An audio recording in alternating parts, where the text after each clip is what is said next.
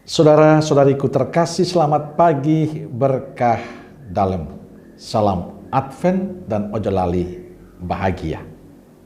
Sudah kita memberi senyum hari ini, Kamis 1 Desember 2022. Gereja memperingati Beato Dionysius dan Redemptus, biarawan dan martir Indonesia. Dalam nama Bapa dan Putra dan Roh Kudus. Amin. Permenungan kita diambil dari Injil Matius bab 7 ayat 21 dilanjutkan 24 sampai 27. Bukan setiap orang yang berseru kepadaku, Tuhan, Tuhan, akan masuk ke dalam kerajaan sorga, melainkan dia yang melakukan kehendak Bapakku yang di sorga. Setiap orang yang mendengar perkataanku ini dan melakukannya, ia sama dengan orang yang bijaksana, yang mendirikan rumahnya di atas batu. Kemudian turunlah hujan, dan datanglah banjir. Lalu angin melanda rumah itu. Tetapi rumah itu tidak rubuh, sebab didirikan di atas batu. Tetapi setiap orang yang mendengar perkataanku ini dan tidak melakukannya, ia sama dengan orang yang bodoh, yang mendirikan rumahnya di atas pasir. Kemudian turunlah hujan, dan datanglah banjir. Lalu angin melanda rumah itu, sehingga rubuhlah rumah itu, dan hebatlah kerusakannya.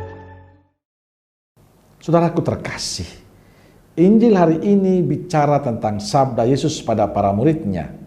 Ia mengatakan, bukan setiap orang yang berseru kepadaku, Tuhan, Tuhan, akan masuk kerajaan surga, melainkan dia yang melakukan kehendak Bapakku di surga. Kutipan Injil ini adalah koreksi Yesus pada para muridnya bahwa doa saja belum cukup. Yesus menekankan bukan ucapan atau teriakan yang keras mengatakan Tuhan, Tuhan masuk surga. Bukan.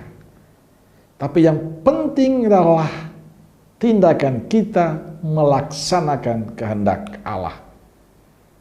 Saudaraku terkasih, apakah doa tidak penting? Doa tetap menjadi bagian yang penting, bahkan sangat penting.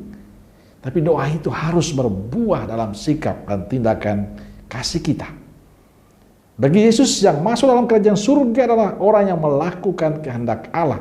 Tidak hanya berdoa, tapi mewujudkan doa itu dalam keseharian hidup bersama dengan yang lain. Saya sering mengatakan, apa artinya doa bila pada waktu yang sama kita menghina, kita menindas, menghujat, bergosip? Apa artinya doa kalau kita dendam? Apa artinya doa kalau kita sulit memberikan pengampunan? Apa artinya doa kalau kita menjadi pribadi yang pelit? Injil hari ini mengajak kita untuk menjadi pelaku sabda. Artinya kita melaksanakan kehendak Allah dalam kehidupan kita. Kehendak Allah itu adalah kasih, persaudaraan, kepedulian, kepekaan, perhatian, pengampunan, dan bela rasa. Saudaraku terkasih, saya kagum melihat umat yang tekun dalam doa, setia dalam ekaristi, merenungkan sabda. Dan itu anugerah yang besar. Dikala orang banyak melakukan kesibukan, melambaikan Tuhan, melupakan Tuhan, dan kadang tidak ada waktu untuk ke gereja.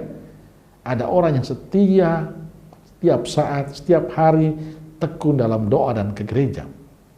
Merayakan ekaristi. Dalam kesibukan mereka selalu ada waktu. Mereka memiliki waktu untuk selalu dekat dengan Tuhan. Namun satu yang perlu disadari terus-menerus, ketekunan, kesetiaan kita dalam doa dan ekaristi hendaknya berbuah dalam sikap dan cara hidup kita yang baik. Kita menjadi pribadi yang pantas dan baik. Pribadi yang peduli, pribadi yang sabar, pribadi yang menjadi solider, pribadi yang menghargai, pribadi yang penuh kasih dan perhatian pada sesama yang lain. Sebab tidak cukup kita berdoa, Tuhan, Tuhan, tapi tidak mewujudkan doa itu dalam kehidupan kita. Doa itu semakin berarti bila kita mampu menghadirkan kasih dan cinta pada sesama. Semoga masa Advent ini hidup doa kita semakin baik dan berbuah dalam kepedulian kasih kita kepada sesama yang lain. Amin. Semoga Allah yang Maha Kasih memberkati saudaraku sekalian, Bapa, Putra, dan Roh Kudus. Amin. Keluarga Kudus Nazaret, doakanlah kami. Amin. Berkah dalam.